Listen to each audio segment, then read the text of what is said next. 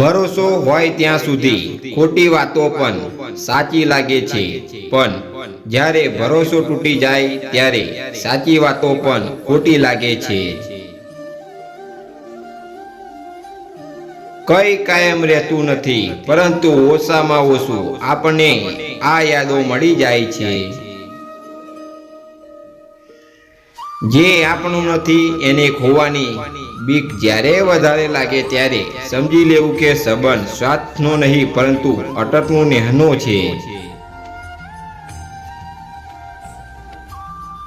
સમજદાર માણસ એવી સમજદારીના કારણે ચૂપ થઈ જાય છે અને મુખને લાગે છે કે મારા દનને કારણે ચૂપ છે.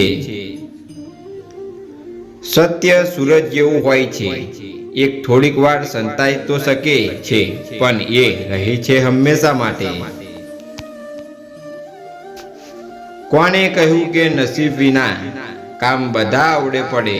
નારી શક્તિ પ્રયત્નના અંતરે તો શોધ નીચેના જ પથ્થરમાં પણ ખાડા પડે. બસ નક્કી કર કે તું કોઈના સહારે ના રહે, પછી તમે જ આગળ વધો. ઘડિયાળના કાંટા પણ મોડા પડે. જ્યારે તમે પ્રકાશમાં હો છતાં ત્યારે બધા તમને અનુસરે છે, પરંતુ જ્યારે તમે અંધારામાં પ્રવેશ કરો છો ત્યારે તમારો પોતાનો પડછાયો પણ તમારો સાથ છોડી દે છે. સંબંધ ગમે તેવો હોય તે ક્યારેય ભૂલતા નથી. વાતોથી બંધ થાય તો આંખોમાં રહે અને આંખોથી છૂટે તો યાદોમાં રહે. જીવનમાં આ બે લોકો હંમેશા અસફળ થાય છે. એક જે વિચારે છે પણ કરતા નથી અને બીજા જે કરે છે પણ વિચારતા નથી. માણસ ભણ્યો કેટલું તેના સર્ટિફિકેટ પરથી ખબર પડે છે, પણ સમજો કેટલું તે સંસ્કાર પરથી ખબર પડે છે. જિંદગી જેવી મળે છે તેવી માણી લો. જિંદગી જીવવા મજા છે, ફરિયાદો કરવાના નહીં. સત્ય મૌન રહે તો સો પૂજે છે, સત્ય બોલવા લાગે તો સો ધૂજે છે. માહોલ જ એવો થઈ ગયો છે, ના કોઈને કાયદો પસંદ છે ના કોઈને વાયદો પસંદ છે. બસ બધાને પોતપોતાના ફાયદા જ પસંદ છે. કલમ પણ કમાલની છે સાહેબ, પોતે ખાલી થઈને બીજાની જિંદગી લખે છે. ભગવાને બે સરસ ગિફ્ટ આપી છે, એક પસંદગી, બીજી છે તક. પસંદગી છે સારા જીવન માટેની અને તક છે જીવન શેઠ બનાવવા માટેની.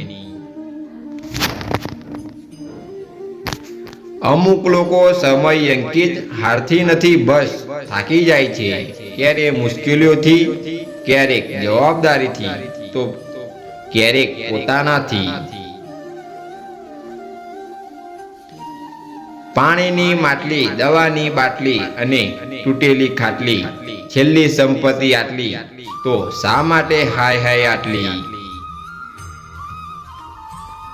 સત્ય સૂરજ જેવું હોય છે, એ થોડીક વાર સંતાઈ તો શકે છે પણ એ રહે છે હંમેશા માટે. ભણેલા જ આંગળી સીધે સાહેબ, બાકી અભણ તો આંગળી પકડીને લઈ જાય છે. જિંદગીમાં દરેક દુઃખનો સામાન હસતા હસતા કરો, કારણ કે રાત્રિ ગમે તેટલી લાંબી હોય પરંતુ વહેલી સવાર સૂર્યના કિરણો અજવાળું લઈને જ આવે છે. તરસ્યાને પાણી, ભૂખ્યાને અન્ન, મનથી હારી ગયેલાને અંકિતને હિંમત આપવી, આનાથી વિશેષ ધર્મ અને પુણ્ય બીજું કંઈ નથી. ગુજરાતીમાં સમજવું બહુ જ જરૂરી છે. એક કપ ચા હની જગત સારી, પણ એક કપ ટી ની સગત બુરી. માણસને જ્યારે જરૂર કરતાં વધારે મહત્વ મળે ત્યારે તે બીજાને સમજવાની સમજણ ખોઈ બેસે છે. વીઘા ના હોય તો ચિંતા ના કરતા દિલ વીઘા જેવું રાખજો, કારણ કે દરિયો ગમે તેટલો મોટો હોય પણ પાણી તો કૂવાનું જ કામ આવે. હવાલા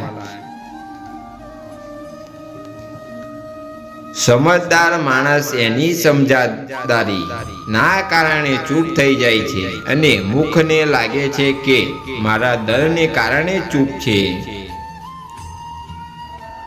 ઈશ્વર હંમેશા રસ્તો બનાવે છે, ક્યારેક મિત્ર બનીને, ક્યારેક ગુરુ બનીને, તો ક્યારેક સાથી બનીને. બસ ઓળખવાની જરૂર છે.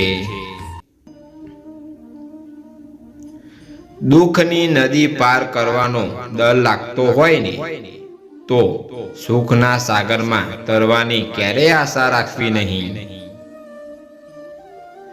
જે ઈશ્વર અચાનક વાતાવરણ બદલી શકતો હોય એ ગમે ત્યારે પરિસ્થિતિને પણ બદલી શકે છે.